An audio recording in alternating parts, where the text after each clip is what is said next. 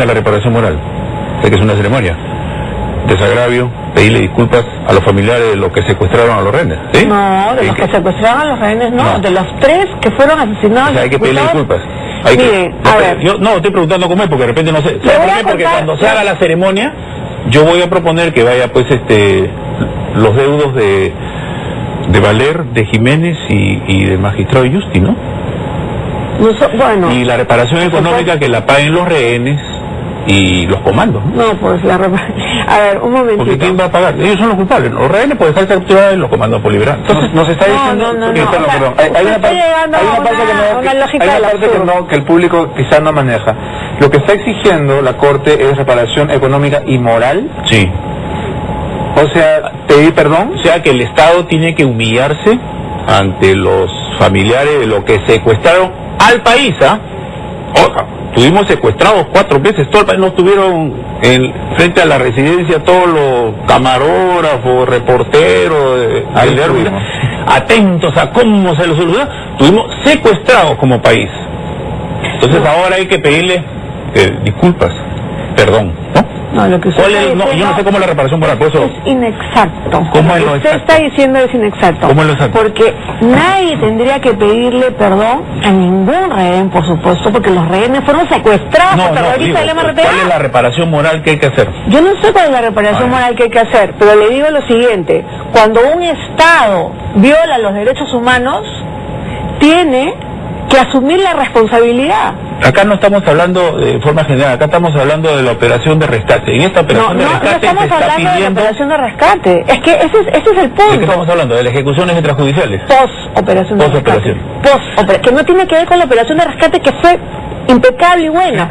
Lamentablemente murió Yusti, lamentablemente murieron 2 comandos. Pero estamos hablando de una operación posterior. Si no hubiera habido ninguna toma de la embajada, lamentablemente no hubiera muerto, ¿no? Por supuesto, eso es una estupidez. Y ahora, terrorista. O sea, yo no voy a justificar la estupidez terrorista. Bueno. Los terroristas, pues, en plena operación se rinden, ¿no? A ver, ¿por qué no nos imaginamos cómo estaba el interior de la embajada cuando se hacía la operación? ¿No? Y tú entras a actuar y dices, me rindo, ya no quiero. En ese momento, ¿no? Ya no juego. ¿Qué habrá? Ampay me salvo. General, ¿qué habrá? Entonces, era gente que tenía rodeada la embajada con explosivos, era gente que tenía armas, era gente que estaba con uniforme y que sabía que si se entraba a la embajada iba a ofrecer resistencia. Y en plena operación, ¡me rindo! Ahora que hayan estado las mujercitas amarradas, de 17 añitos amarradas, 17 añitos amarradas no tomo yo una embajada, y 17 añitos amarradas, durante toda la operación no se amarraba nadie, ni sogas llevaron. Entonces, yo creo que no podemos los peruanos, no podemos desmerecer, porque ya estamos cuestionando que se mataron entre ellos, 2 chiquitas de 17 añitos, ya no es uno, ahora son todos, que lo sacaron de la fila y se le entregaron a la patrulla y la patrulla lo entregó para que lo maten. Eso es lo que estamos diciendo. Lo que estamos diciendo es que el que se quería escapar se lo entregaron a la patrulla y la patrulla se lo entregó a un sicario para que el sicario lo mate. Entonces esa patrulla, ese es el objetivo. Entonces cuando tú dices, no son todos, son ese grupito, es cuando tú dices, tengo 5 hijos, si están secuestrados 2 nomás. Entonces ese es el objetivo. El objetivo es quién era esa patrulla y quién era el jefe que los entregó abusivos. Es así. Ahora, el proceso está en el fuero civil, se está investigando esto. Eso es lo que yo digo. Se está investigando esto. ¿Cuál era la causa para denunciar al Estado ante la Comisión? Si el Estado estaba cumpliendo con haberlos pasado y enjuiciarlos en el fuero civil que que son muy lentos.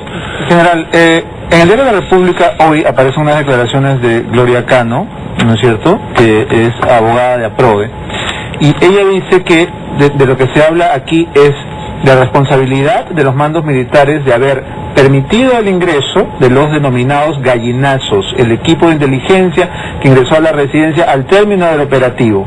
¿Existieron estos gallinazos? ¿A quiénes se refieren, Rocío? Bueno, eso es parte de la investigación, pero yo voy a decir una cosa. El general que abre acá, usted tiene la voz mucho más fuerte que yo y está acostumbrado a gritar. Yo no estoy acostumbrada a gritar, estoy acostumbrada a razonar. Mi forma de hablar, pero estoy acostumbrada a razonar. Entonces lo que habría que preguntarse es lo siguiente. O sea, ¿qué sucedió con esa joven, Erma Luz Meléndez, que tenía 17 años, que probablemente fue secuestrada por el MRTA Ah, bueno, usted... No, usted se está riendo de los muertos. ¿De quién? De los muertos. No, yo me río de la situación que está pasando en Perú. No, mire, la situación que está pasando... No me río, me da pena. No es de risa ni de pena. Me da pena la situación que está pasando en Perú. Hay que asumir la responsabilidad del Estado y los derechos humanos. Tenemos que asumir. Hay que ser más orgulloso de ser peruano. Es lo primero. Bueno, hay otra cosa, yo soy muy orgullosa. Yo también soy bien orgulloso. Bueno, pero dígame usted que me está levantando la voz en todo momento. No levanto la voz. Se lo va a bajar. Baje el volumen. Ya. En estos momentos, el ministro de Justicia y el ministro de Tarola han dicho que se tiene que reorganizar la Comisión Interamericana de Derechos Humanos. Y me pregunto, ¿por qué plantean eso si ya hay una reorganización en curso desde hace más de un año? ¿Por qué el Estado peruano no ha participado? Y sí ha participado. El embajador Hugo de Sela ha sido una de las personas que ha estado encargada de la reorganización de esa comisión. Y ahora se está diciendo que se reorganice. Si se está reorganizando hace un año, ¿por qué se dice eso? Lo que yo digo al respecto es lo siguiente. Este es un tema muy complejo y muy difícil. Es un tema que se tiene que resolver con paciencia y que se tiene que resolver con todas las pruebas del caso, etcétera, etcétera, etcétera. Pero lo segundo es que nosotros no podemos estar mintiendo en general y tirando lodo en general a las organizaciones de derechos humanos. Y eso es algo que está sucediendo. Sí. Por supuesto que no. Eso yo no lo estoy... ¿Por qué haces esa lógica? Es que esa lógica es la lógica de un montón de gente que dice... A ver, espérate, Beto, el terrorismo tuvo el país secuestrado. Yo te estoy diciendo, no le eches lodo a los organismos de derechos humanos y tú me dices, échenle a las Fuerzas Armadas. ¡Jamás! ¡Jamás! ¿Tú sabes la cantidad de personas que han... Por supuesto que lo saben perfectamente, la cantidad de personas que han muerto, miembros de Fuerzas Armadas que han dejado viudas y huérfanos? Y que tienen, y son víctimas también del terrorismo, y son víctimas del conflicto armado, y son víctimas de todos esos años, y que el Estado tiene que apoyarlos y darles lo que necesitan. Por supuesto que sí. Son demasiadas las víctimas. Pero el asunto es el siguiente, esas personas que se rindieron... Rocío, esa es la pregunta. ¿Cuántos militares defiende a PRODE? ¿Cuántos militares defienden las ONGs? El punto acá es que los peruanos que tenemos memoria estamos indignados porque a los terroristas se les da permiso para irse de viaje. Lori Berenson está en Nueva York, la Gilbonio se va de Europa, ¿no es cierto? Y tú estás acá en este set discutiendo con nosotros sobre si la vida de esta pobre chiquita con una ametralladora en la mano valía más o menos que la de los demás, es decir... Oye, Beto, la vida de un ser humano vale lo mismo que la vida de pero si un ser humano tiene una pistola en tu cabeza... Pero si tiene una pistola en tu cabeza, que la de la otra, porque si claro... tiene una pistola en tu cabeza, está en un enfrentamiento. Esta chiquita, no, Tudela no está en ningún enfrentamiento. Tudela ha tenido esa ametralladora en la cabeza, ¿y quién la tenía? Una chiquita de 17 años. Porque eran rehenes, por supuesto. Estoy hablando de los... ¿Qué derecho tenían de tomar rehenes si el secuestraba a la gente? Mira, es que acá hay dos asuntos que se están confundiendo. Es indefendible, Rocío, es indefendible. Estás confundiendo tú dos cosas. Ahí hubo un montón de gente que agarró la metralleta, que cayó y nadie los está defendiendo porque cayeron en combate. Y están muertos, tenían que asumir eso. ¿Para qué se metieron a hacer esa locura de entrar a la residencia de Japón? Bueno, por supuesto, eso es un acto terrorista. Eso lo reconoce cualquiera. Aquí? No estamos discutiendo otra cosa, estamos discutiendo ejecuciones extrajudiciales. Eso es lo que estamos discutiendo. Y el Estado peruano no puede permitir que hayan ejecuciones extrajudiciales, porque mañana van a ejecutar a otras personas en otras circunstancias. Una vez más, los hijos del empresario Bayón, que fue asesinado por el MRTA, los hijos del general López Albújar, que fue asesinado por el MRTA, ¿también están dentro de los defendidos por usted? El general López Albújar fue asesinado por el MRTA. Sí. El general López Albújar fue asesinado por el MRTA. Por eso, yo te digo... Los hijos son los deudos y son las víctimas de eso, y merecen una reparación. Pero no se cuentan entre los defendidos por las ONGs. Ese es el punto. Siempre terminan defendiendo a los pobres terruquitos. No, eso no es cierto. Eso es falso. Lo que tú estás diciendo es falso. Espero que sí. Es falso. Es absolutamente falso. Lo que tú estás diciendo es absolutamente falso. La coordinadora... Yo no sé, no puedo hablar por las otras instituciones, pero la Coordinadora Nacional de Derechos Humanos defiende a las víctimas, no defiende a los terroristas. Y entonces los MRTistas fueron víctimas. No todos. ¿Cuántos de los MRTistas que tomaron la residencia de Japón son considerados víctimas por ustedes? Esos 3. No por nosotros, por la Comisión Interamericana. Esos 3. ¿Por qué? Porque fueron ejecutados extrajudicialmente. 2 situación Chamín de Huanca. Nadie cuestiona... ¿Y cuántos peruanos fueron ejecutados extrajudicialmente por el terrorismo en la década de terror que vivimos? Miles. Por supuesto, pero eran terroristas.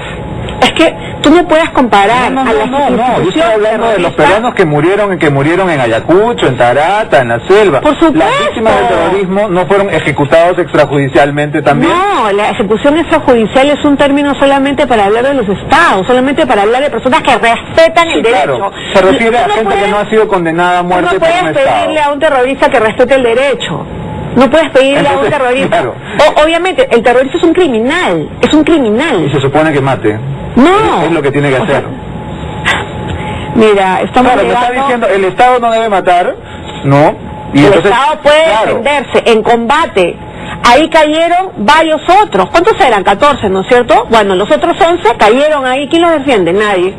Porque cayeron, pues, porque estaban ahí. Los otros se rindieron, ese es el tema. ¿Se rindieron o no se rindieron? Bueno, no sé, pues. Tendrá que llegar el Poder Judicial a una conclusión. Si el Poder Judicial llega a la conclusión de que no se rindieron y cayeron en combate, pues. ¿Pero por qué lo denuncias ante la Comisión al Estado? ¿Por qué se denuncia al Estado ante la Comisión si está siguiendo un juicio donde se va a determinar eso? Eso habría que preguntar a la doctora. Bueno, eso es lo que tenemos que preguntarnos los peruanos, ¿no? Si se está cumpliendo con el ordenamiento jurídico, ¿por qué yo denuncio? ¿Para qué? ¿Para qué denuncio al Estado peruano? Porque dentro de las recomendaciones también dice implementar programas de derechos humanos en las escuelas. Sí, o sea, me imagino dirán, pues, estos son unos salvajes, estos militares entran a matar, nadie les enseña. En los años 90 todo el mundo tiene su cartoncito. General que habla, volumen, una pregunta.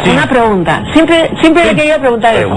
En las instituciones militares, en las Fuerzas Armadas, ¿se dictan cursos de derechos humanos? ¿Usted cree que no se dictan? No, yo le pregunto a usted. Sí, ¿sabe qué? De los años 90... Yo sé que en el CAE se dicta.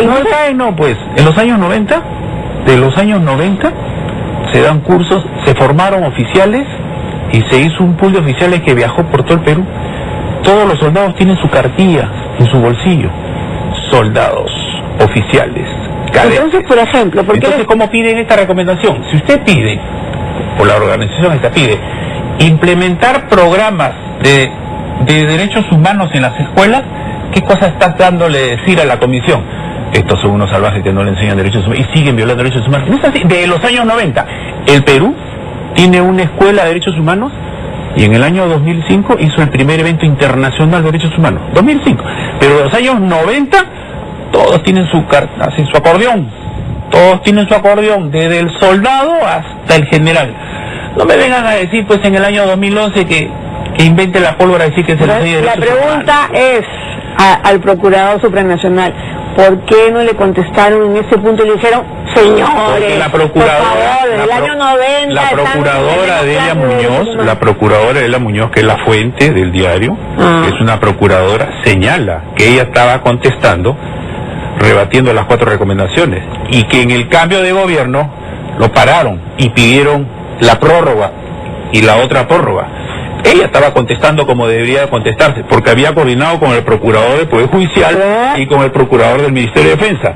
Si ese documento hubiera sido evacuado, no estaríamos hablando de esto. Pero cuando paran ese documento y piden la prórroga, te allanas y cuando dices, porque cuando en octubre quisieron engañar, se viene de lo que estamos viviendo hoy día. Entonces, ¿por qué no se evacuó ese documento? Entonces, ese es nuestro país, pues.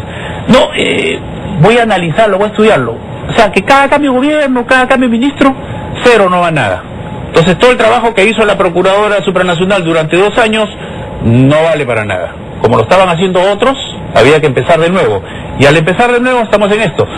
No estamos así, pues. Bueno, Rocío, hay una pregunta que el público está haciendo también en las redes sociales que creo que es válida. ¿El terrorista deja de ser terrorista en el momento que se rinde? Es decir, si yo, armado, con bombas, con metralletas, tomo una residencia, secuestro a un grupo de personas durante 120 y tantos días, en el momento que todo me sale mal, tiro mi metralleta al piso y digo, ya no, chepibola, ya no soy terrorista. ¿Es así? Pregunta que... Pero no me respondas a una pregunta, pues. ¿Los terroristas son humanos? ¿Los terroristas son humanos o son inhumanos, más bien, ¿no?